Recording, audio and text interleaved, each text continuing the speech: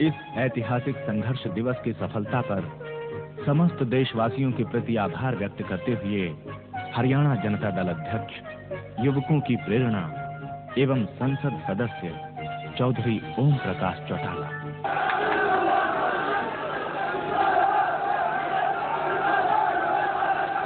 उपस्थित बुजुर्गों, माताओं, बहनों, नौजवान साथियों और इस कृषि प्रधान देश के उज्जवल भविष्य के बच्चों, मैं आदरणीय चौधरी देवीलाल जी के और आपके मध्य में हाजिर रह करके वो जो आपको दिशा निर्देश दें और जिस उत्सुकता से लगातार 5 घंटे तक इस कड़कती हुई धूप में आप बैठे हुए हो, मैं बाधक बनना पसंद नहीं करूंगा, मैं भाषण नहीं देना चाहूंगा, बल्कि मैं सर्वप्रथम आदरणीय चौधरी देवीलाल जी का इस बात के लिए धन्यवाद करूंगा कि आखिरकार विपक्ष के सभी लोगों के उस आग्रह को उन्होंने मान करके आज के इस पवित्र दिवस को संघर्ष दिवस के रूप में मनाने के लिए उन्होंने हामी भरी। मैं उनका बहुत बहुत धन्यवाद करूंगा। मैं इसके बाद मंच पर विराजमान इन सभी राष्ट्र के महान नेताओं का जो उज्जवल भारत भविष्य की कामना करते हुए देश को एक दिशा देने जा रहे हैं, और मैं दावे के साथ एक बात कहने जा रहा हूं,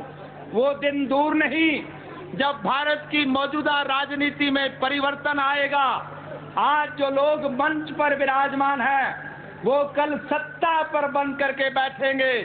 और जो लोग आज सत्ता में बैठे हुए हैं और जो इस देश के मेहनतकश लोगों की खून पसीने की कमाई पर डाका डाल करके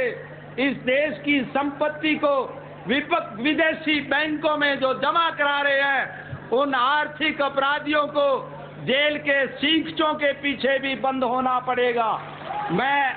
मैं आभार व्यक्त करता हूं इन महान नेताओं का जिन्होंने अपना बहुमूल्य समय खर्च करके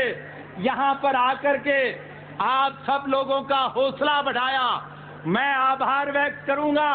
इस समागम के उन सभी आयोजकों का, श्री मुलायम सिंह जी का और दूसरे कार्यकर्ताओं का, जिन्होंने लगातार परिश्रम करके भारतवर्ष का सही नक्शा हिंदुस्तान की बोट क्लब पर एकत्रित करके आज केरला से, तमिलनाडु से, मध्य प्रदेश से, उड़ीसा से, राजस्थान, बिहार, उत्तर प्रदेश, सभी प्रदेश के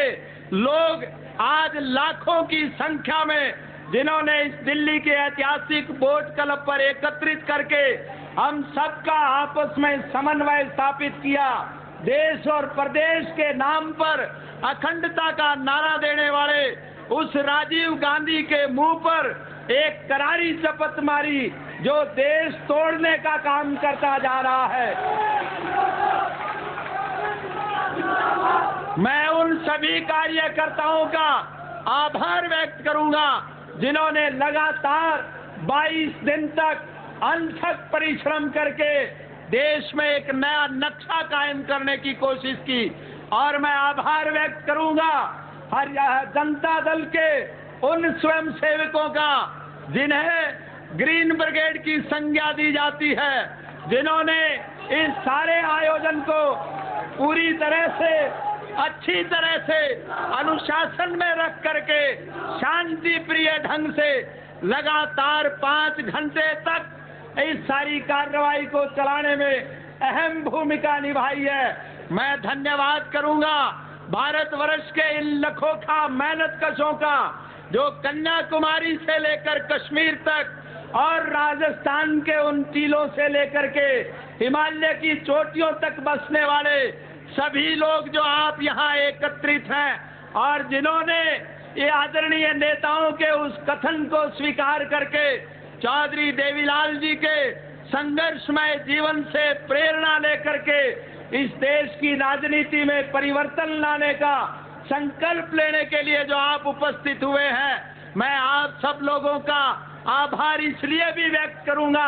प्रेस के भाई भारी संख्या में बैठे हुए हैं, ये जितने लोग यहाँ पर एकत्रित हैं, ये सब अपने साधनों से आए हैं, पैदल चल करके आए हैं, साइकिलों पे चल करके आए हैं, ट्रैक्टर ट्रालियों में बैठ करके आए हैं, रेलों में बैठ करके आए हैं। इन्हें लाने का काम जिस प्रकार से केंद्र की कांग्रेस पार्टी की सरकार किया करती है, इस प्रकार का काम नहीं। और ये मेरे कहने की जरूरत नहीं, मैं दावे के साथ एक बात कहने जा रहा हूं, ये विश्व की विशालतम रैली है। सुनने में आया है कि कभी चीन में माओ ने एक रैली की थी जिसकी संख्या 7 लाख थी, और मुझे याद है सन 1978 में स्वर्गीय चौधरी चरण सिंह के पवित्र जन्म दिवस को जब हमने किसान दिवस के रूप में मनाया था, 25 लाख की संख्या में लोग एकत्रित थे। आज अपना रिकॉर्ड हम स्वयं तोड़ने जा रहे हैं। आज की ये सभा उन दोनों सभाओं से विशाल है और विश्व के इतिहास में एक लामिसाल रैली है। मैं प्रेस के साथियों से एक बात कहना चाहूंगा कि दिल्ली के उस स्टेडियम तक आपको इंसानी सर दिखाई देंगे, तिल फेंकोगे जमीन पे नहीं पड़ेगा। किस अनुशासित ढंग से आज लोग बैठे हुए हैं। मैं इस सब के लिए आप सबका हार्दिक धन्यवाद करता हूं और मैं आपसे केवल एक बात कहने चाहूंगा, मेहनत कश मेरे वर्ग के लोगों से मैं केवल एक अनुरोध करना चाहूंगा कि आज आपके दाएं और बाएं और आपकी आंख के सामने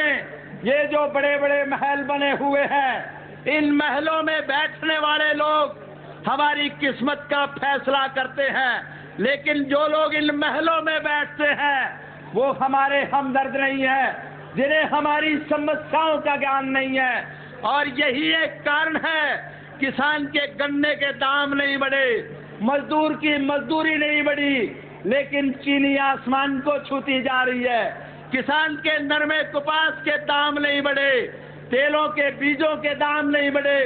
तेल के दाम बढ़ते जा रहे हैं, घी के दाम बढ़ते जा रहे हैं, कपड़े के दाम बढ़ते जा रहे हैं। मजदूर की मजदूरी नहीं बढ़ी, सीमेंट के दाम बढ़ रहे हैं, इंजन के दाम बढ़ रहे हैं, ट्रैक्टर के दाम बढ़ रहे हैं, मोटरसाइकिल स्कूटर के दाम बढ़ रहे हैं, खाद के दाम बढ़ रहे हैं, कीड़े मार दवाओं के दाम बढ़ रहे हैं, जरूरियात जिंदगी की उन सब चीजों के दाम बढ़ते जा रहे हैं जो मशीनों से पैदा होती है, और हर उस चीज के दाम कम होते जा रहे हैं जो हम अपना पसीना बहा करके